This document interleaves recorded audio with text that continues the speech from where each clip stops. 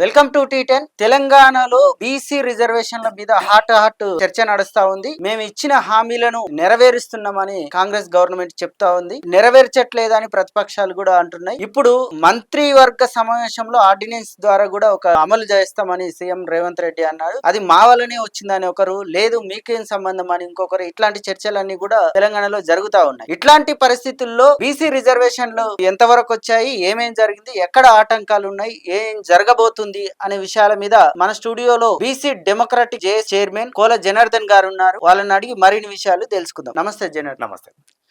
ఇప్పుడు తెలంగాణలో బీసీలకు 42% రిజర్వేషన్ల మీద చర్చ జరుగుతా ఉంది. అసలు అది ఎంతవరకు వచ్చింది, దానికి ఉన్న ఆటంకాలు ఏంటి, ఇప్పటి వరకు కాంగ్రెస్ చేసిన పని ఏంటి? నిజానికి తెలంగాణ రాష్ట్రంలో మెజార్టీ ప్రజలు బీసీ. తెలంగాణ రాష్ట్ర ఏర్పాటు సందర్భంలో తెలంగాణ ఉద్యమ నినాదంలో ప్రధానమైన నినాదం తెలంగాణలో బహుజన రాజ్య నినాదం. మారోజు వీరన్న నాయక సూర్యాపేట డిక్లరేషన్ పేరుతో 96లో ఒక బహిరంగ సభ జరిగింది. ఆ బహిరంగ సభలో ప్రధాన ఉద్దేశం తెలంగాణలో బహుజన రాజ్య నినాదం. అక్కడ నుంచి మొదలు పెడితే తెలంగాణ ఉద్యమ కాలం అంతా, తెలంగాణ రాష్ట్రం వచ్చిన తర్వాత ఈ రాష్ట్రంలో ఉన్న బహుజనులందరూ కూడా బహుజన రాజ్య నినాదంతో తెలంగాణ ఉద్యమంలో పాల్గొన్నారు. తెలంగాణ ఉద్యమానికి నాయకత్వం వహించారు. దాని కొనసాగింపుగా జరుగుతున్న అనేక ప్రజా ఉద్యమాల ఫలితంగా జాతీయ స్థాయిలో రాహుల్ గాంధీ కావచ్చు, రాష్ట్రంలో అప్పటి పిసిసి అధ్యక్షుడుగా ఉన్నటువంటి రేవంత్ రెడ్డి వాళ్ళు ఏమన్నారంటే, గత అసెంబ్లీ ఎన్నికలకు ముందు కామారెడ్డి డిక్లరేషన్ పేరుతో తెలంగాణ రాష్ట్రంలో మేము అధికారంలోకి వస్తే ఈ రాష్ట్రంలో మెజార్టీ ప్రజలు ఉన్న బీసీల కోసం స్థానిక సంస్థల్లో 42% రిజర్వేషన్లు అమలు చేస్తామని హామీ ఇస్తూ ఎన్నికలకు రావడం జరిగింది. ఆ ఎన్నికలకు వచ్చిన సందర్భంలో బీసీలందరూ కూడా నిజానికి తెలంగాణ ఉద్యమంలో భాగంగా తెలంగాణ అంటే సామాజిక న్యాయ ఉద్యమం నడిచింది కాబట్టి దాన్ని ప్రధాన ఎజెండాగా పెట్టి దాన్ని ఒక డిమాండ్ గా పెట్టడం వల్ల అప్పుడు ఎన్నికల్లోకి వచ్చినటువంటి రేవంత్ రెడ్డి నాయకత్వంలో కామారెడ్డి డిక్లరేషన్ లో స్థానిక సంస్థలో 42% రిజర్వేషన్లు కల్పిస్తామని చెప్పి హామీ ఇస్తే ఎన్నికలకు రావడం జరిగింది. దాంతో పాటుగా కులాల వారికి జనాభా లెక్కలున్నట్టున్నారుగా, ఇప్పుడు అదే కులాల వారికి జనాభా లెక్కలు సేకరిస్తామన్నారు. తర్వాత 42% రిజర్వేషన్లు ఇస్తామని కూడా ఎన్నికలు అయిపోయి దాదాపు 1.5-2 సంవత్సరాలు కావచ్చు. వాళ్ళు చెప్పినట్టుగా కులాల వారికి జనాభా లెక్కలు సేకరించి తర్వాత 42% రిజర్వేషన్లకు సంబంధించి అసెంబ్లీలో తీర్మానం ప్రవేశపెట్టి తీర్మానం అయింది. దాని తర్వాత గవర్నర్ కూడా ఆమోదించి కేంద్ర ప్రభుత్వానికి పంపింది. అంటే రాష్ట్ర ప్రభుత్వం చేయాల్సిన పనులు అయిపోయినాయి. ఇప్పుడు చేయాల్సింది కేంద్ర ప్రభుత్వం. కేంద్ర ప్రభుత్వం అంటే కేంద్రంలో అధికారంలో ఉన్న బీజేపీ ప్రభుత్వము దాన్ని ఆమోదిస్తే చట్టం అయితే రిజర్వేషన్లు ఇప్పుడు రేపు జరగబోయే స్థానిక సంస్థలో రిజర్వేషన్లు అమలు కావడానికి అవకాశం. దీన్ని గవర్నర్ ఆమోదించి కేంద్ర ప్రభుత్వానికి పంపించి దాదాపు 3 నెలలు దాటిపోయింది, 4 నెలలు కావచ్చు. ఇప్పటి వరకు దాని మీద అనుకూలంగానే వ్యతిరేకంగానే ఒక స్పందన లేదు. కేంద్ర బీజేపీ ప్రభుత్వం దాని మీద ఒక నిర్ణయం తీసుకొని దాన్ని మేము అమలు చేస్తామని చెప్పి దాన్ని అమలు చేస్తే, అక్కడ చట్టం చేస్తే ఇక్కడ రాష్ట్ర ప్రభుత్వం ఎన్నికల సందర్భంలో దాన్ని అమలు చేయడానికి అవకాశం. ఇప్పటి వరకు కేంద్ర ప్రభుత్వం దాని మీద స్పందన లేదు కాబట్టి అది అక్కడ ఆగిపోయింది. ఈ లోపు ఇక్కడ హైకోర్టులో ఒక కేసు వేస్తే, అంటే స్థానిక సంస్థల ఎన్నికలు ఎప్పుడో సంవత్సరం కింద జరగాల్సి ఉండే, ఇప్పటి వరకు జరగలేదు, పోస్ట్ పోన్ అవుతూ వచ్చినాయి, జరపాలని చెప్పి ఎవరు కేసు వేస్తే హైకోర్టు కూడా ఒక డైరెక్షన్ ఇచ్చింది. నెల రోజుల్లోపు ఎన్నికల ప్రక్రియ ప్రారంభం కావాలి, లేకపోతే బాగుండదు అనుకుంటూ వాళ్ళు ఒక హెచ్చరికతో కూడిన ఆదేశాలు జారీ చేయాలి. ఈ నెల రోజుల్లో ఎన్నికలు జరపాలంటే కేంద్ర ప్రభుత్వం దాన్ని ఆమోదించాలి. దాన్ని ఆమోదించి ఇక్కడ పంపిస్తే అక్కడ చట్టం ఇక్కడికి వచ్చిన తర్వాత దాన్ని అమలు చేయడానికి అవకాశం. కేంద్ర ప్రభుత్వం ఎందుకు ఆమోదిస్తలేదు? అక్కడ సమస్య అక్కడ వచ్చింది. నిజానికి బీజేపీ జాతీయ నాయకులు గాని కేంద్ర ప్రభుత్వ మంత్రులు గాని ఎవరైనా తెలంగాణ రాష్ట్రానికి వచ్చినప్పుడు మా బీజేపీకి రాజకీయ అధికారం ఇస్తే బీసీని ముఖ్యమంత్రిని చేస్తామని చెప్పి అనేక సందర్భాలలో వాళ్ళ మీటింగ్లలో వాళ్ళ ఉపన్యాసాలలో చెప్తూ వచ్చారు. బీసీ ప్రధాని ఉన్నాడు కదా, బీసీ ప్రధాని ఉన్నాడు, ఒక ఆదివాసీ మహిళ రాష్ట్రపతిగా ఉన్నారు, తర్వాత ఇంకా మిగతా ఎంపీలు వీళ్ళందరూ కూడా ఉన్నారు. మన రాష్ట్రానికి సంబంధించి కూడా బండి సంజయ్ కేంద్ర మంత్రివర్గంలో ఉన్నారు. ఇంకా మిగతా బీసీ ఎంపీలు కూడా ఉన్నారు, ఈటెల రాజేందర్, అరవింద్, ఇటువంటి వాళ్ళందరూ బీసీ ఎంపీలు కూడా ఉన్నారు. వీళ్ళందరూ ఏం చేస్తున్నారు అనేది ఇక్కడ ప్రశ్న. అసలు ఇక్కడ ఉన్న మంత్రుల పాత్ర ఏంటి? 42% రిజర్వేషన్ అమలుకు ఒప్పించడంలో మొత్తానికి పార్లమెంట్ లో ఉన్న వివిధ పార్టీలు గాని, బీజేపీలో ఉన్న బీసీల ఎంపీలు గాని వాళ్ళ పాత్ర ఏంటి? ఎవరెవరు ఏం చేస్తా ఉన్నారు? ముఖ్యంగా బీజేపీ బీసీ ఎంపీల గురించి లేదా బీజేపీ ఎంపీల గురించి ఇక్కడ మాట్లాడుకోవాల్సిన అవసరం ఉంటుంది, ఆ బాధ్యత కూడా ఉంటుంది. అదే సందర్భంలో బీజేపీకి సంబంధించిన ఎమ్మెల్యేలు కూడా ఇక్కడ 8 మంది ఉన్నారు. 42% రిజర్వేషన్లకు సంబంధించి అసెంబ్లీలో తీర్మానం ప్రవేశపెట్టినప్పుడు బీజేపీ ఎమ్మెల్యేలు కూడా దాన్ని ఆమోదిస్తూ సంతకం చేశారు అసెంబ్లీలో. బీజేపీ ఎమ్మెల్యేలు దాన్ని ఆమోదిస్తూ సంతకం చేసిన తర్వాత అది కేంద్ర ప్రభుత్వం దగ్గరికి పోయిన తర్వాత బీజేపీకి సంబంధించిన ఎంపీలందరూ కూడా దాన్ని బాధ్యత వహిస్తూ దాన్ని వేగవంతం చేసి ఆ నిర్ణయాన్ని ప్రకటించే విధంగా కేంద్ర ప్రభుత్వం మీద ఒత్తిడి చేయాల్సిన బాధ్యత బీజేపీ నుండి ఎంపీలుగా ఎన్నికైన 8 మంది మీద ఆ బాధ్యత ఉంటుంది. అదే సందర్భంలో బీసీ అనేది ఒక తెలంగాణ రాష్ట్రానికి సంబంధించిన అంశం మాత్రమే కాదు, అది ఒక దేశ సమస్య. ఇప్పుడు ఎస్సీ ఎస్టీలకు వాళ్ళ జనాభా ప్రకారంగా చట్టసభలో ప్రాతినిధ్యం ఉన్నది, రాజ్యాంగబద్ధంగా వాళ్ళకి ప్రాతినిధ్యం ఉన్నది, సంతోషం, వాళ్ళకు ఉండాలి కూడా. అదే సందర్భంలో బీసీలకు సంబంధించిన విషయంలో చట్టబద్ధమైన రిజర్వేషన్ లేవు కాబట్టి, అంటే రాజ్యాంగబద్ధమైన రిజర్వేషన్ లేవు కాబట్టి బీసీలకు రావాల్సిన సీట్లను కూడా ఎఫ్సీలు పోటీ చేసి వాళ్ళే మొత్తం పవర్ ఎంజాయ్ చేస్తున్నారు, అన్ని రకాలుగా వాళ్ళ ప్రాతినిధ్యం పెంచుకుంటున్నారు. ఆ సందర్భంలో బీసీలకు ప్రాతినిధ్యం పెరగడం కోసము చట్టసభలో రిజర్వేషన్లు కావాలని చెప్పి దశాబ్దాలుగా పోరాటాలు చేస్తారు. దాదాపు అంటే అంబేద్కర్ బతుకున్నప్పటి నుంచి మొదలు పెట్టి ఇప్పటివరకు 100 సంవత్సరాలుగా పోరాటాలు జరుగుతాయి. పోరాటాలు విజయవంతమైతాయి, కానీ సమస్యగానే ఉంటుంది. సమస్య ఎప్పటికప్పుడు జట్లమైతుంది తప్ప అది పరిష్కారానికి నోచుకుంటలేదు. కారణం ఏంటంటే అప్పటి నుండి ఇప్పటిదాకా పాలనలో ఉన్న వాళ్ళు, కేంద్రంలో ఆధిపత్య వర్గాలకు సంబంధించిన వాళ్ళే అక్కడ పాలనలో ఉన్నారు. కాబట్టి దాన్ని ఎవరు కూడా సీరియస్ గా తీసుకోవాలి. ప్రజలు ప్రజా ఉద్యమాలు చేస్తున్నారు కానీ ప్రభుత్వాలు లేదా పాలకులు ఎప్పుడు కూడా దాన్ని సీరియస్ గా తీసుకోలేదు. దాని మీద చర్చ పెట్టలేదు. దాని మీద అసలు ఏమాత్రం నిర్ణయాలు తీసుకోలేదు ఎవరు కూడా. కాంగ్రెస్ ప్రభుత్వం అయినా, బీజేపీ ప్రభుత్వం అయినా. దాని ఫలితంగా ఈ రోజు వరకు కూడా చట్టసభల్లో బీసీలు దాదాపు 52 నుండి 55% వరకు ఉంటారు. దాంట్లో కూడా మళ్ళీ కేటగిరీస్, హిందూ బీసీలు 52% ఉంటారు, ముస్లిం బీసీలు 10% ఉంటారు, క్రిస్టియన్ బీసీలు 2 లేదా 3% ఉంటారు. ఇవన్నీ కలిసి 65% దాకా బీసీలు ఉంటారు. 65% ప్రజలకు సంబంధించిన ప్రాతినిధ్యం అసెంబ్లీలో, పార్లమెంట్ లో కానీ ఆ ప్రాతినిధ్యం లేనటువంటి పరిస్థితి ఈ రోజు మనం చూస్తాం. మీరు 50% రిజర్వేషన్ ఒకవేళ తమాషా ప్రకారం, మరి సుప్రీంకోర్టు తీర్పు ప్రకారం 50% దాటకూడదు అనేది ఒకటి ఉంది. అసలు అదేనా ఆటంకము? ఇంకా ఏమైనా దీన్ని ఒప్పుకోకపోవడానికి బీజేపీ చెప్తున్న రీజన్స్ ఏంటి? కరెక్ట్, మంచి ప్రశ్న అడిగింది. చాలా ముఖ్యమైన ప్రశ్న. 50% రిజర్వేషన్లు అనేది భారత రాజ్యాంగంలో ఎక్కడ కూడా లేదు. ఆ పరిధి అనేది ఎక్కడ భారత రాజ్యాంగంలో ఎవరు ఎక్కడ రాసి పెట్టలేదు. అది కేవలం ఒక సందర్భంలో ఒక న్యాయవాది కోర్టులో కేసు ఇచ్చిన సందర్భంలో సుప్రీంకోర్టు రిజర్వేషన్లు పెంచడం వల్ల ప్రతిభ దెబ్బతింటదనే ఉద్దేశంతో దాన్ని 50% పరిమితం చేస్తూ వాళ్ళు జడ్జిమెంట్ ఇవ్వడం జరిగింది. ఆ జడ్జిమెంట్ ఇచ్చినటువంటి సుప్రీంకోర్టు అసలు ప్రతిభ అంటే ఏంటిది ఇప్పటివరకు దాన్ని డిఫైన్ చేయలేదు.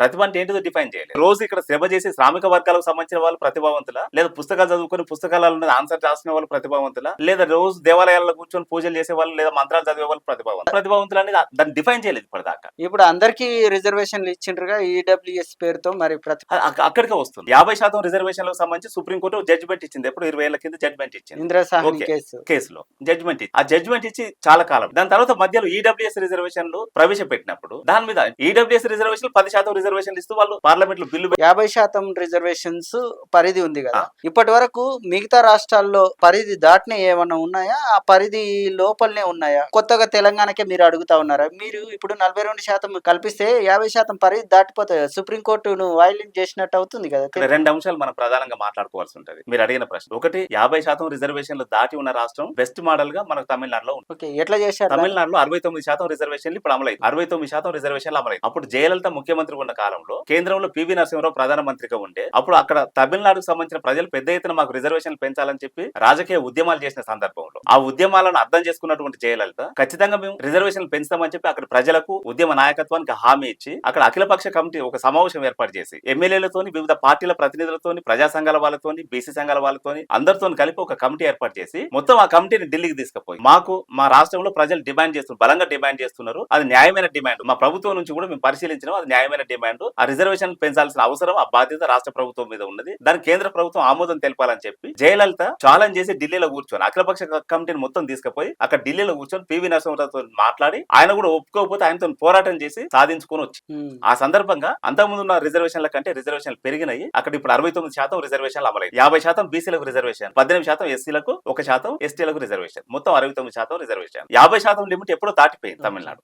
తర్వాత మొన్న ఈడబ్ల్యూఎస్ రిజర్వేషన్లు వచ్చినాయి కదా, ఈడబ్ల్యూఎస్ రిజర్వేషన్లు కూడా అమలు చేస్తే అది 79% అయితే రిజర్వేషన్ తమిళనాడు. ఇప్పుడు వాళ్ళు అమలు చేస్తలేరు, అక్కడ అమలు చేస్తలేరు కానీ అది అమలు చేస్తే 79% రిజర్వేషన్. కానీ 59% రిజర్వేషన్లు అయితే ఎప్పుడో దాటిపోయింది. అంటే పివి నరసింహరావు ప్రధాని ఉన్న కాలంలో ఆ పరిధిని 20 సంవత్సరాలు అయిపోయింది. ఆ పరిధిని దాటి బీసీలకు 42% రిజర్వేషన్ కు ఉన్న ఆటంకాలు ఇవి తెలంగాణలో అయితే ఇంకా జనాభా లెక్కలు కూడా తీసి ఇచ్చారు, దాని ప్రకారం పెంచుతామని. కానీ ఈడబ్ల్యూఎస్ రిజర్వేషన్ లేని ఆటంకాలు తెలంగాణలో బీసీ రిజర్వేషన్లకు ఎందుకు ఈ ఆటంకం? పాలకులు శ్రామిక వర్గాల నుంచి లేరు కాబట్టి అసెంబ్లీలో ఉన్నటువంటి ప్రజాప్రతినిధులను కూడా మనం లెక్క చేసుకోవాలి. ఒక రెడ్డి కులానికి సంబంధించిన వాళ్ళు 43 మంది ఎమ్మెల్యేలు, వెలమ కులానికి సంబంధించిన వాళ్ళు 13 మంది ఎమ్మెల్యేలు, కమ్మ కులానికి సంబంధించిన వాళ్ళు 4 ఎమ్మెల్యేలు. ఈ 3 కులాల ప్రాతినిధ్యం కలిపితే మొత్తం అసెంబ్లీ సీట్లలో 119 అసెంబ్లీ సీట్లలో ఈ 3 కులాలే 60 సీట్లు అయ్యాయి. కాబట్టి 60 సీట్లు ఒక 3 కులాలకు సంబంధించిన వాళ్ళు ఉన్నారు కాబట్టి రిజర్వేషన్ల పట్ల 3 కులాల వాళ్ళకి చిత్తశుద్ధి ఎందుకు ఉంటుంది కదా. తర్వాత బీసీ, ఎస్సీ, ఎస్టీ కులాలకు సంబంధించిన ఎమ్మెల్యేలు అందరూ అక్కడ ఆధిపత్య కులాలకు వ్యతిరేకంగా వీళ్ళు గొంతు విప్పే పరిస్థితి లేదు. ఒకవేళ గొంతు విప్పితే వాళ్ళ స్థాయి ఎక్కడ ఉంటుందో వాళ్ళకి తెలుసు. అందుకని అందరూ కూడా బీసీ ఎమ్మెల్యేలు, ఎస్సీ ఎమ్మెల్యేలు, ఎస్టీ ఎమ్మెల్యేలు, ముస్లిం ఎమ్మెల్యేలు వీళ్ళందరూ కూడా ఈ కులాల ఆధిపత్యంలో వాళ్ళు ఉన్నారు కాబట్టి అక్కడ న్యాయంగా ప్రజాస్వామికంగా మాట్లాడే స్వేచ్ఛ అక్కడ లేదు కాబట్టి ఒకవేళ మాట్లాడితే వాళ్ళ స్థాయి ఎక్కడ దిగజారుతుందో లేదా ఎంత నిర్మమాటంగా తొక్కేస్తారో వాళ్ళకి తెలుసు కాబట్టి వీళ్ళెవరు అక్కడ మాట్లాడలేని పరిస్థితి. ఆ సందర్భంలో కూడా ఏ మాటకు ఆ మాట పిసిసి అధ్యక్షుడు మహేష్ కుమార్ గౌడ్, పొన్నం ప్రభాకర్, ఆది శ్రీనివాసు, మంత్రి శ్రీహరి వీళ్ళు ధైర్యం చేసి లేదు సార్ ప్రజలకు మనం హామీ ఇచ్చి ఎన్నికలకు పోయినాం, ప్రజలతో ఓట్లు వేయించుకొని మనం గెలిచినాము, ఆ హామీని మనం నిలబెట్టుకోకపోతే ప్రజలు మనల్ని తిరస్కరిస్తారు, మనకు ఓట్లు వేయరు, మనం ఓడిపోతాము, ఎన్నికలు గెలవడం కోసమైనా కూడా దాన్ని మనం అమలు తీసుకురావాలని చెప్పి వాళ్ళు తీవ్రంగా ఒత్తిడి చేసి ఆ ఒత్తిడి ఫలితంగా ఈ మాత్రం కాస్త స్పందన, కొద్దిగా చర్చ నడుస్తుంది తప్ప అసలు మిగతా వాళ్ళు మాట్లాడడానికి కూడా భయపడతారు. ఆ పరిస్థితి ఉన్నది ఇక్కడ. అట్లా ఉన్నది కేంద్రంలో కూడా అక్కడ మొత్తం మొత్తం బ్రాహ్మణాధిపత్యంతో కూడినటువంటి ప్రభుత్వాలకు. బీజేపీ పార్టీకి సంబంధించి చూస్తే మనం ఒక మాట ఇక్కడ మాట్లాడుకోవాలి. గతంలో మండల్ కమిషన్ ఉద్యమం జరిగిన కాలం మొత్తం దేశవ్యాప్తంగా ఉన్నటువంటి రాజకీయ పార్టీలను కూడా రెండుగా చీలిపోయినాయి. ఆధిపత్య వర్గాలకు సంబంధించిన నాయకత్వం మొత్తం కూడా రిజర్వేషన్ వ్యతిరేక ఉద్యమంలో ఉన్నాయి. తర్వాత శ్రామిక వర్గాలకు సంబంధించిన వాళ్ళందరూ కూడా రిజర్వేషన్ అనుకూల ఉద్యమంలో ఉన్నారు. బహుశా దేశంలో ప్రజలు మొత్తం కూడా లేదా పార్టీలు మొత్తం కూడా రెండుగా చీలిపోయిన సందర్భం మండల ఉద్యమంలోనే. అప్పుడు రిజర్వేషన్ వ్యతిరేక ఉద్యమానికి బీజేపీ నాయకత్వం వహింది. దేశవ్యాప్తంగా రిజర్వేషన్ వ్యతిరేక ఉద్యమానికి బీజేపీ నాయకత్వం వహింది. అదే సందర్భంలో దేశవ్యాప్తంగా కాన్షీరామ్ నాయకత్వంలో లాలూ ప్రసాద్ యాదవ్, ములాయం సింగ్ యాదవ్, శరద్ యాదవ్, తర్వాత రామ్ విలాస్ పాస్వాన్ వీళ్ళందరూ కలిసి రిజర్వేషన్ అనుకూలంగా ఉద్యమాలు చేసిన సందర్భంలో ఆ ఉద్యమాన్ని నీరుగార్చడం కోసము ఎల్కే ఆద్వాని నాయకత్వంలో రామమందిర యాత్ర జరిగింది. ఆ రథయాత్ర మొత్తం దేశమంతా కూడా తిరిగి సామాజిక ఉద్యమాన్ని, రిజర్వేషన్ అనుకూల ఉద్యమాన్ని బలహీనపరుస్తూ ఈ నాయకత్వాన్ని మొత్తం కూడా తొక్కిపడేస్తూ వచ్చింది. దాని ఫలితంగా ఇప్పటిదాకా కూడా చర్చకు నోసుకోలే, అది ఆచరణ. ఓకే, మీరు గత చరిత్ర చెప్పారు. అసలు ఇప్పుడు బీసీ రిజర్వేషన్లకు 42% రిజర్వేషన్ తెలంగాణ విషయం, ఈ రిజర్వేషన్లకు ఇప్పుడున్న పార్టీలు, కేంద్రంలో ఉన్న పార్టీలు కానీ రాష్ట్రంలో ఏవి అనుకూలంగా ఉన్నాయి, ఏవి వ్యతిరేకిస్తున్న పార్టీలుగా ఉన్నాయి? ఇప్పుడు ఇదంతా కూడా పెదవుల మద్దతు. ఓకే, మేము బీసీ సంఘాలుగా, బీసీ కుల సంఘాలుగా, ప్రజా సంఘాలుగా రిజర్వేషన్ కి అనుకూలంగా మేము సమావేశాలు ఏర్పాటు చేసినప్పుడు, అఖిలపక్ష సమావేశాలు ఏర్పాటు చేసినప్పుడు, జంతర్ మంతర్ లో కూడా జంతర్ మంతర్ దగ్గర సమావేశం ఏర్పాటు చేసినప్పుడు, ఇక్కడ కూడా సమావేశాలు ఏర్పాటు చేసినప్పుడు అన్ని పార్టీలకు సంబంధించిన నాయకులు అక్కడికి వచ్చి రిజర్వేషన్లకు అనుకూలంగా వాళ్ళ ఉపన్యాసంలో సంఘీభావం తెలియజేసి వెళ్ళిపోతున్నారు. అయితే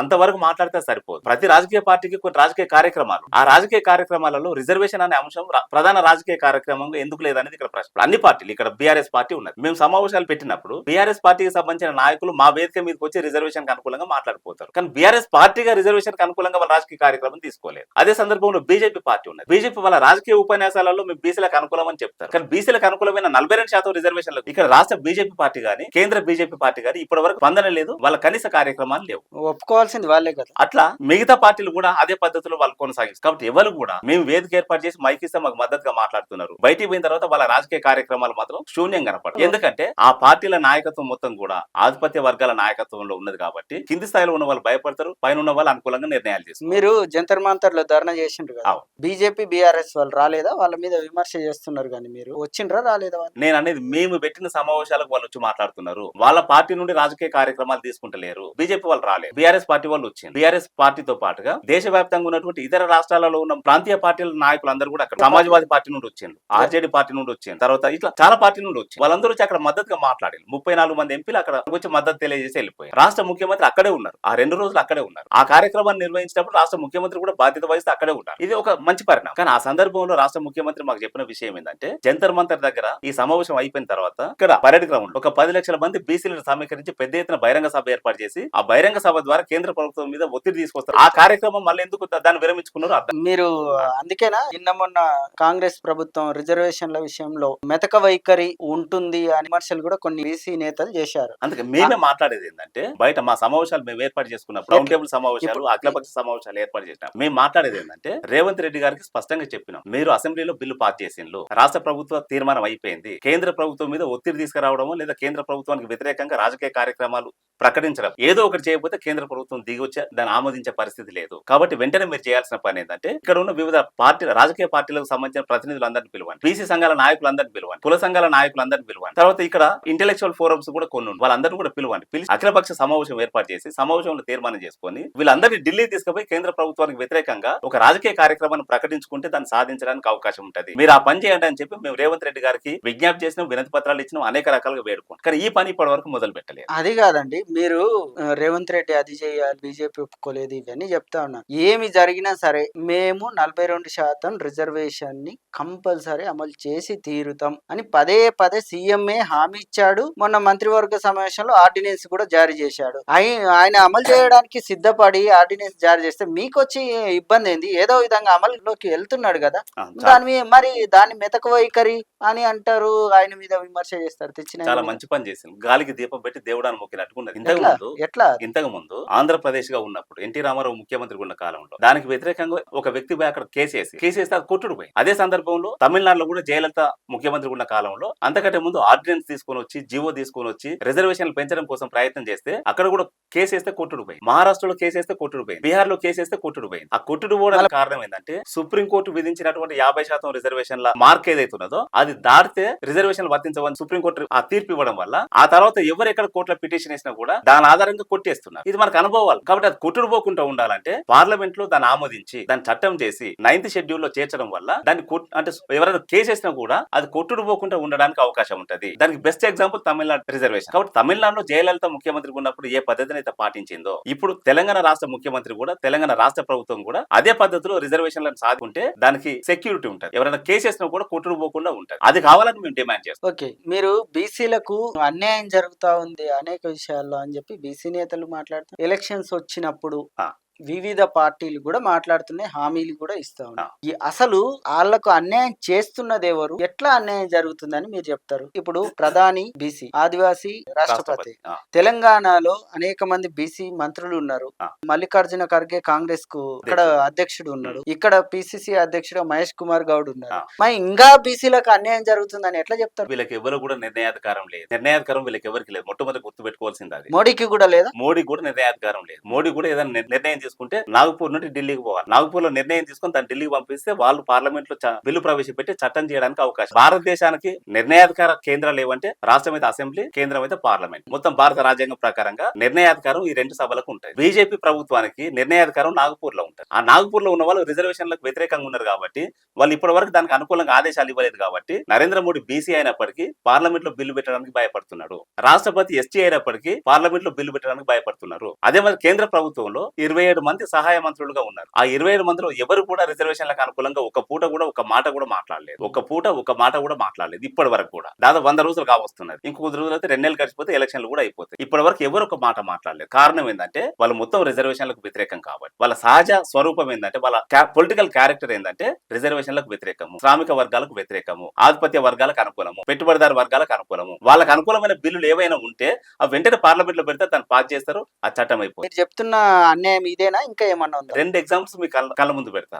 ఒకటి ఈడబ్ల్యూఎస్ రిజర్వేషన్. ఈ దేశంలో ఎవరు ఎక్కడ మాకు రిజర్వేషన్ కావాలని ఉద్యమాలు చేయలేదు. ఎవరు ఉద్యమాలు చేయకపోయినా దాన్ని వెంటనే పార్లమెంట్ అంటే లోక్సభలో, రాజ్యసభలో రాష్ట్రపతి ఆమోదం, 3 రోజులలో 3 దిక్కులు ఆమోదం పొంది అది వెంటనే అమల్లోకి వచ్చేది. అదే సందర్భంలో ఈ దేశంలో ఉన్నటువంటి పెట్టుబడిదారులు బ్యాంకుల నుండి తీసుకున్నటువంటి రుణాలు, వాళ్ళు కొన్ని లక్షల కోట్ల రుణాలు తీసుకున్నారు. దాంట్లో 16 లక్షల కోట్ల రుణాలని మాఫీ చేస్తూ మొన్న పార్లమెంట్ లో బిల్లు చేసి 16 లక్షల కోట్ల రుణాలు మాఫీ చేస్తూ పార్లమెంట్ లో బిల్లు చేసి వాళ్ళు ఎవరు కూడా బీసీలు, ఎస్సీలు, ఎస్టీలు కాదు. వాళ్ళందరూ కూడా ఎఫ్సీలు, గుజరాత్ రాష్ట్రానికి సంబంధించిన పెట్టుబడిదారు. అంటే వాళ్ళ రాష్ట్రానికి సంబంధించిన, వాళ్ళ వర్గాలకు సంబంధించిన పెట్టుబడిదారులు వాళ్ళకి ఎక్కడ ఏ సమస్యలను కూడా వెంటనే పరిష్కరిస్తారు. లేదా ప్రభుత్వ పరంగా అత్యధిక బెనిఫిట్ చేయాలన్నా కూడా వెంటనే బిల్లు పెట్టి దాన్ని పాస్ చేస్తారు, అంటే చట్టాలు చేస్తారు. కానీ ప్రజలకు సంబంధించిన అంశాలు చర్చకు వచ్చినప్పుడు దాన్ని ఎప్పటికప్పుడు వాయిదాలు వేస్తూ పోతారు. వాయిదాలకు అనేక కారణాలు చెప్పు. 16 లక్షల కోట్ల రుణాలు మాఫీ అంటే మామూలు విషయం కాదు కదా. తెలంగాణ రాష్ట్ర బడ్జెట్ 3 లక్షల కోట్లు. తెలంగాణ రాష్ట్ర బడ్జెట్ తో ఎన్ని రెట్లు ఎక్కువ? 5 రెట్లు ఎక్కువ. అంటే రాష్ట్ర బడ్జెట్ కంటే 5 రెట్లు ఎక్కువ ఉన్నటువంటి అంత పెద్ద అమౌంట్ ను పార్లమెంట్ లో ఒక బిల్లు పెట్టి దాన్ని మొత్తం రద్దు చేసి పడేసిండ్రు. బెనిఫిషియర్స్ అందరూ కూడా గుజరాత్ పెట్టుబడిదారులు. వాళ్ళకి అవసరమైన బిల్లులు వెంటనే ప్రవేశపెట్టుకుంటారు. కానీ ప్రజలకు అవసరమైన బిల్లులు ప్రవేశపెట్టడంలో వాళ్ళకి ఏమాత్రం చిత్తశుద్ధి లేదు, ఏమాత్రం శ్రద్ధ లేదు. బీసీలకు సంబంధించిన ఓట్లు వాళ్ళకి కావాలి కానీ బీసీల బతుకులు వాళ్ళకు వద్దు. ఇంకా బీసీల సంపద ఏమన్నా ఉంటే వాళ్ళ శారీర సంపద కావచ్చు, మేధో సంపద కావచ్చు, ఈ సంపదను కూడా దోచుకొని గుజరాత్ పెట్టుబడిదారులకు దారాదత్తం చేయడానికి, దానికి అవసరమైన చట్టాలు చేయడానికి మొన్న కార్మిక చట్టాలు కూడా సవరించి కార్మికులందరూ కూడా బీసీలు, ఎస్సీలు, ఎస్టీలే కదా. కార్మిక వ్యతిరేక చట్టాలు వాళ్ళు దాన్ని అమలు చేసింది కదా. అంటే ప్రభుత్వాన్ని మనం ఎట్లా అర్థం చేసుకోవాలనేది కార్మికులను చూసినా, బ్యాంకు రుణాలు ఎగబెట్టడంలో చూసినా, లేదా రిజర్వేషన్, ఈడబ్ల్యూఎస్ రిజర్వేషన్, ఇవన్నీ కూడా ఆధిపత్య వర్గాల అనుకూల చట్టాలు కానీ శ్రామిక వర్గాల అనుకూల చట్టాలు కాదు, ప్రభుత్వాలు కూడా కాదు. అంటే శ్రామిక వర్గాలకి ఏం చేయట్లేదా? అనేక స్కీమ్లు పెడతా ఉన్నారు, బడ్జెట్ లో కేటాయింపులు చేస్తూనే ఉన్నారు. రైతులకు పిఎం కిసాన్ గానీ, లేదంటే ఇక్కడ ఉన్న రైతు భరోసా గానీ, అలాగే అనేక పథకాలు ఉన్నాయి కదా. ఎవరు మీరు చెప్పింది ఇవన్నీ? మొన్న పార్లమెంట్ లో బడ్జెట్ సమావేశాలలో, అంటే ఈ సంవత్సరం బడ్జెట్ లో మొత్తం ప్రవేశపెట్టిన బడ్జెట్ 50,64,345 కోట్ల బడ్జెట్ మొన్న ప్రవేశపెట్టింది. 50,64,345 కోట్ల బడ్జెట్ మొన్న ప్రవేశపెట్టారు. ఆ మొత్తం బడ్జెట్ లో ఈ దేశంలో ఉన్న 80 కోట్ల మందికి కేటాయించిన బడ్జెట్ 2,500 కోట్లు. 50,64,345 కోట్ల బడ్జెట్ ఎక్కడ? 2,500 కోట్ల బడ్జెట్ ఎక్కడ? ఎంత పర్సెంటేజ్ ఇది? ఆ మొత్తం 2,500 కోట్ల బడ్జెట్ దాంట్లో ఉన్న ఉద్యోగుల జీతభత్యాలు అవన్నీ తీసేస్తే ఓ 2,000 కోట్లు మిగులుతాయి. ఆ 2,000 కోట్లు దేశంలో ఉన్న బీసీలకు అందరికి పంచితే మనిషికి ఒక బిస్కెట్ వస్తుంది, లేదా రోడ్డు మీద సింగిల్ ఛాయ్ వస్తుంది. 10 రూపాయలు. అంటే ఎంత? 10 రూపాయలు కూడా కాదు, 5 రూపాయలు, 6 రూపాయలు లెక్క చొప్పున ఛాయ్ తీసుకుంటే మనిషి సింగిల్ ఛాయ్ వస్తుంది. అంటే ఈ దేశంలో ఉన్న మెజార్టీ ప్రజలకు ఉన్నటువంటి 80 కోట్ల మందికి కేటాయించిన బడ్జెట్ 2,500 కోట్లు. దాని పర్సెంటేజ్ గా చెప్పడానికి వీలే లేదు. అంటే అంత చిన్న చూపు ఉన్నది దేశంలో బీసీల మీద. బీసీ ప్రభుత్వం అని చెప్తారు, బీసీ ప్రధానం అని చెప్తారు, ఒక గిరిజన మహిళ రాష్ట్రపతి ఉన్నదని చెప్తారు, 27 మంది మంత్రులు అంటే సహాయ మంత్రులు ఉన్నారని చెప్తారు. ఎంపీలు కూడా ఉన్నారని చెప్తారు. కానీ వీళ్ళకి కేటాయించిన బడ్జెట్ 2,500 కోట్లు. దాని మీద ఒక్క బీసీ నాయకుడు కూడా పార్లమెంట్ లో చర్చ పెట్టలేదు. ఏ పార్టీ బీసీ నాయకుడు కూడా చర్చ పెట్టలేదు. ఒక్క బీజేపీ కాదు, ఏ పార్టీ బీసీ నాయకులు కూడా చర్చ పెట్టలేదు. ఏ పార్టీ ప్రతినిధులు కూడా అక్కడ చర్చ పెట్టలేదు. వీళ్ళందరూ కూడా బీసీలను నిర్లక్ష్యం చేయడంలో అందరు చేతులు కలిపినట్టుగా మనకు కనపడుతుంది. కాబట్టి ఈ విషయంలో అందరు బాధ్యత వహించాలని చెప్పి మేము డిమాండ్ చేస్తాం. అన్ని పార్టీలు అందరు ఎంపీలు బాధ్యత వహించాలని డిమాండ్ చేస్తాం. అట్లా బాధ్యత వహించకపోతే, అక్కడ చర్చ పెట్టకపోతే, అక్కడ బడ్జెట్ పెంచుకోకపోతే అందరూ కూడా బీసీలను మోసం చేసిన వాళ్ళే అవుతారు. మేము సామాజిక న్యాయానికి కట్టుబడి ఉన్నాం, రాజ్యాంగానికి కట్టుబడి ఉన్నాం అని రాహుల్ గాంధీ దేశం మొత్తం యాత్ర చేస్తూ చెప్పాడు. ఇప్పుడు కూడా తిరుగుతూనే ఉన్నాడు. సామాజిక న్యాయం అంటే అందులో బీసీలు కూడా. అధినేతనే అలా ఉన్నప్పుడు అదే దారుల్లో కాంగ్రెస్ ప్రభుత్వం గవర్నమెంట్ నడవాలి కదా. నడుస్తుందని మీరు అనుకుంటున్నారా? మీ పరిశీలన ఏంటి? రాహుల్ గాంధీ గత అసెంబ్లీ ఎన్నికలకు ముందు కన్యాకుమారి నుండి కాశ్మీర్ వరకు పాదయాత్ర చేసి 4,500 కిలోమీటర్ల పాదయాత్ర చేసి ఈ 4,500 కిలోమీటర్ల పాదయాత్రలో వందల సమావేశాలు ఏర్పాటు చేసి ప్రతి సమావేశంలో సామాజిక న్యాయానికి నేను కట్టుబడి ఉన్నా, కాంగ్రెస్ పార్టీ అధికారంలోకి వస్తే సామాజిక న్యాయాన్ని అమలు చేస్తుంది, జనాభా దామాష ప్రకారంగా అంటే కులాల వారికి జనాభా లెక్కలు సేకరిస్తాము చేసిండ్రుగా. లేదు దేశవ్యాప్తంగా ఓకే. కులాల వారికి జనాభా లెక్కలు సేకరిస్తాము, కుల జనాభా ఆధారంగా రాజకీయ ప్రాతినిధ్యం కల్పిస్తాము, కుల జనాభా ఆధారంగా బడ్జెట్ కేటాయిస్తాము, అత్యంత వెనుకబడ్డ కులాలకు ప్రత్యేక బడ్జెట్ కేటాయించి వాళ్ళ బావు కోసం మేము ప్రణాళికలు తయారు చేసి దాన్ని అమలు చేస్తాము అని చెబుతూ దేశ పర్యటన చేసి ఆ 4,500 కిలోమీటర్ల యాత్రతో పాటుగా ఆ తర్వాత మధ్యలో అనేక సందర్భాలలో యాత్రలు చేస్తూ వచ్చింది. ప్రతి సందర్భంలో రాహుల్ గాంధీ మాట్లాడేది సామాజిక న్యాయం ప్రధాన ఎజెండా అనుకుంటూ మాట్లాడు. సంతోషం, మేము కూడా ఆహ్వానించడం, నిజంగా దాన్ని అమలు చేస్తారని చెప్పి సంతోషపడ్డం కూడా. కానీ తెలంగాణ రాష్ట్ర ప్రభుత్వానికి సంబంధించి దానికి పూర్తి వ్యతిరేకమైన నిర్ణయాలు ఇక్కడ కనపడతాయి. ఎట్లా వ్యతిరేక? ఇక్కడ 2-3 అంశాలు నేను చెప్తాను. రిజర్వేషన్లతో పాటు మిగతా అంశాలు కూడా నేను చెప్తాను. చెప్పండి. రిజర్వేషన్ల అంశం ఇప్పటిదాకా మనం చెప్పిన సరే, అసెంబ్లీ బిల్లు కేంద్ర ప్రభుత్వాన్ని పంపించింది, కేంద్రంతో కొట్లాడలేదు, అదొక అంశం పక్కన పెట్టేస్తే మిగతా అంశాలు దాదాపు 65 కార్పొరేషన్ చైర్మన్ పోస్టులు అనౌన్స్ చేసి 65 కార్పొరేషన్ చైర్మన్ పోస్టులు అనౌన్స్ చేసి దాంట్లో 45 పోస్టులు అంటే 45 శాఖలకు చైర్మన్లను రెడ్డి కులస్తులను నియమించుకున్నారు. ఒక్క రెడ్డి కులస్తులనే 45 కార్పొరేషన్లకు చైర్మన్ గా నియమించారు. ఇదంతా అన్యాయం. అదే సందర్భంలో మొన్న అసెంబ్లీ ఎన్నికల ఉదయపూర్ డిక్లరేషన్ అని చెప్పి వాళ్ళు ఒక డిక్లరేషన్ వాళ్ళు అనౌన్స్ చేసుకున్నారు. వాళ్ళ పార్టీ సమావేశంలో, పార్టీ ప్లీనరీలో వాళ్ళు నిర్ణయించుకున్నటువంటి ప్రధానమైన అంశం ఏంటంటే మొత్తం దేశవ్యాప్తంగా ప్రతి పార్లమెంట్ నియోజకవర్గంలో ఇద్దరికి తగ్గకుండా అసెంబ్లీ సీట్లు ఇస్తామని చెప్పి, అంటే ఎమ్మెల్యే సీట్లు ఇస్తామని చెప్పింది బీసీలకు. కానీ తెలంగాణ రాష్ట్రంలో దానికి పూర్తి వ్యతిరేకంగా అసలు ఎక్కడ కూడా బీసీలకు టికెట్లు ఇవ్వలే, ఇచ్చిన దగ్గర కూడా వాళ్ళ గెలుపు కోసం సహకరించలేదు. నిజానికి వాళ్ళ లెక్క ప్రకారం 17 పార్లమెంట్ నియోజకవర్గాలు ఉంటే 34 మందికి ఎమ్మెల్యే టికెట్లు వాళ్ళ కాంగ్రెస్ పార్టీ, కానీ 20 మందికి ఏమి ఆ ఇచ్చిన 20 మంది కూడా హైదరాబాద్ ఓల్డ్ సిటీ ఖచ్చితంగా అక్కడ ఎంఐఎం గెలిచేసి ఆ సీట్లలో బీసీలకు కేటాయించి వీళ్ళకి టికెట్లు ఇచ్చినా వాళ్ళు ఓడిపోయిందని చెప్తున్నారు. అది ఎట్లా న్యాయం అవుతుంది? మూడో అంశం, ఎన్నికల సందర్భంలో బీసీలకు సంవత్సరానికి 20,000 కోట్ల బడ్జెట్ కేటాయిస్తామని చెప్పి 5 సంవత్సరాల కాలంలో 1,00,000 కోట్ల బడ్జెట్ ఇస్తామని చెప్పి, కానీ ఇప్పటికి అధికారంలోకి వచ్చి 2 సంవత్సరాలు కావస్తున్నది. ఈ 2 సంవత్సరాల బడ్జెట్ ప్రవేశపెట్టిన మొదటి సంవత్సరం 11,000 కోట్ల బడ్జెట్ ప్రవేశపెట్టిండ్రు, రెండో సంవత్సరం 9,000 కోట్ల బడ్జెట్ ప్రవేశపెట్టిండ్రు. ఈ 9-11 అంటే 20,000 కోట్లు, సంవత్సరానికి 20,000 కోట్లు ఇవ్వాల్సింది 11,000 కోట్లు ఇచ్చింది మొదటి సంవత్సరం. రెండో సంవత్సరం 20,000 కోట్లు ఇవ్వాల్సింది 9,000 కోట్లు ప్రకటించి ఆ 11,000 ఈ 9,000 కోట్లు కూడా అసెంబ్లీ బడ్జెట్ సమావేశాల్లో ప్రకటించారు కానీ దాన్ని ఖర్చు పెట్టలేదు. అంటే అది కూడా మోసం. బడ్జెట్ కేటాయింపులో మోసము, నామినేటెడ్ పోస్టులలో మోసము, ఎమ్మెల్సీ పోస్టులలో మోసము, రాజ్యసభ పోస్టుల్లో మోసము, ఇప్పుడు రిజర్వేషన్లలో కూడా మోసం. రాహుల్ గాంధీ దేశ పర్యటన చేసి ఏం వాగ్దానం చేస్తే ఏమొస్తుంది? వాళ్ళ అధికారంలో ఉన్న రాష్ట్రాలలో దాన్ని అమలు చేయాలి కదా. తెలంగాణ రాష్ట్రంలో అధికారంలో ఉన్నది, కర్ణాటక రాష్ట్రంలో అధికారంలో ఉన్నది, హిమాచల్ ప్రదేశ్ లో అధికారంలో ఉన్నది. వాళ్ళ అధికారంలో ఉన్న ఈ 3 రాష్ట్రాలలో దాన్ని అమలు చేస్తున్నారా? దాన్ని అమలు చేయకపోతే ప్రజలు ఎందుకు విశ్వసించాలి? ఓకేనండి. ఇప్పుడు కేంద్ర ప్రభుత్వము ఆమోదించలేదు, రాష్ట్ర ప్రభుత్వము తన దారుల్లో అది అమలు చేద్దామని ఉంటుంది. ఇది ఇలాగే ప్రతిష్టంభన కొనసాగిందే అనుకుందాం. మీరు ఎట్లా సాధిస్తారు? వాళ్ళు అట్లే చేస్తారండి, మీరేం చేస్తారు చెప్పండి. ఇప్పుడు మేము చేసే పని ఏంటంటే ఇప్పటికే రాష్ట్ర ప్రభుత్వం మీద ఒత్తిడి తీసుకురావడం కోసం అనేక సార్లు సమావేశాలు ఏర్పాటు చేసినాము, వినతి పత్రాలు ఇచ్చినాము, అది గతం. సీఎం తో కలిసి మాట్లాడడం, ఇవన్నీ కూడా చేసినాం. దాని కొనసాగింపుగా దీన్ని సాధించుకోవడం కోసం ప్రభుత్వం వెంటనే స్పందించి అఖిలపక్ష కమిటీ ఏర్పాటు చేసి ఒక రాజకీయ కార్యక్రమంతో ఢిల్లీకి పోతే సంతోషం, లేదంటే మేమే ఒక కమిటీ ఏర్పాటు చేసుకొని, అంటే కలిసి వచ్చి అన్ని రాజకీయ పార్టీలతో మేము ఒక కమిటీ ఏర్పాటు చేసుకొని తెలంగాణ రాష్ట్ర వ్యాప్తంగా పెద్ద ఎత్తున రాజకీయ కార్యక్రమాలు ఇవ్వడం కోసం మేము నిర్ణయించుకుంటున్నాం. ఒక అధికార పార్టీ, ప్రతిపక్ష పార్టీ అనే కాదు, ఇక్కడ అధికారంతో సంబంధం ఉన్నా లేకపోయినా ప్రజలతో సంబంధాలు ఉన్నటువంటి రాజకీయ పార్టీలు చాలా ఉన్నాయి. ఆ పార్టీల నాయకులతో మేము సంప్రదింపులు జరిపి వాళ్ళ ఆమోదం తీసుకొని, వాళ్ళ మద్దతు తీసుకొని అఖిలపక్ష కమిటీ ఏర్పాటు చేసి పెద్ద ఎత్తున రాజకీయ కార్యక్రమాలు హైదరాబాద్ నుంచి మొదలు పెడితే ఢిల్లీ దాకా రాజకీయ కార్యక్రమాలు ప్రకటించుకొని దాన్ని సాధించుకోవడం కోసం, పెద్ద ఎత్తున పోరాటాలు చేయడం కోసం మేము నిర్ణయించుకున్నాం. దాంట్లో భాగంగానే అందరినీ సంప్రదింపులు జరుపుతున్నాం. ఇప్పుడు తెలంగాణ రాష్ట్రంలో సుమారుగా ఒక 50 మందికి పైగా బీసీ ఎస్సీ ఎస్టీలకు సంబంధించిన ఎమ్మెల్యేలు ఉన్నారు. వాళ్ళందరినీ వ్యక్తిగతంగా కలుస్తూ ఏ పార్టీ అయినా కానివ్వండి, మీరు అసెంబ్లీలో మాట్లాడాలి, బయట ప్రజలతో మాట్లాడాలి, సమావేశాలు నిర్వహించాలి, రాజకీయ కార్యక్రమాలు కూడా పార్టీలుగా రాజకీయ నిర్ణయాలు తీసుకొని వాళ్ళు పనిచేస్తూ రావాలని చెప్పి మేము వాళ్ళకందరికీ కూడా విజ్ఞప్తి చేస్తాం. అట్లా కలిసి వచ్చే వాళ్ళందరి మద్దతు కూడా కట్టి పెద్ద ఎత్తున రాజకీయ కార్యక్రమాలు రూపొందించుకొని ఇక రాష్ట్ర ప్రభుత్వానికి వ్యతిరేకంగా, దాన్ని నిర్లక్ష్యం చేసిన కేంద్ర ప్రభుత్వానికి వ్యతిరేకంగా పెద్ద ఎత్తున రాజకీయ కార్యక్రమాలు చేయడం కోసం నిర్ణయించుకున్నాం. ముఖ్యంగా ఇక్కడ దాన్ని పెండింగ్ లో పెట్టింది, ఆమోదించకుండా దాన్ని ఆపింది బీజేపీ కేంద్ర ప్రభుత్వం కాబట్టి బీజేపీకి వ్యతిరేకంగా పెద్ద ఎత్తున కార్యక్రమాలు చేయడానికి మేము సిద్ధంగా ఉన్నాం. ఇప్పుడు కాంగ్రెస్ పార్టీకి సంబంధించిన కొంతమంది ఎమ్మెల్యేలు, బీసీ ఎమ్మెల్యేలు, ఎస్సీ ఎమ్మెల్యేలు, ఎస్టీ ఎమ్మెల్యేలు వీళ్ళు మద్దతు ఉన్నారు. వాళ్ళ మద్దతు కూడా ఈవెన్ కాంగ్రెస్ పార్టీ అయినా సరే వాళ్ళ మద్దతు కూడా కట్టుకొని పెద్ద ఎత్తున రాజకీయ కార్యక్రమాలు చేయడం సిద్ధంగా ఉన్నాం. దానికి కలిసి వచ్చే వాళ్ళందరినీ కలుపుకొని కార్యక్రమాలు ప్రకటించడానికి సిద్ధంగా ఉన్నాం. ఓకే, థ్యాంక్ యూ జనార్దన్ గారు. అనేక విషయాలు తెలంగాణలో 42% రిజర్వేషన్ మీద అందించినందుకు మీకు ప్రత్యేకమైన ధన్యవాదాలు. మరొక ఇంటర్వ్యూలో మళ్ళీ కలుద్దాం. చూస్తూనే ఉండండి టీ10.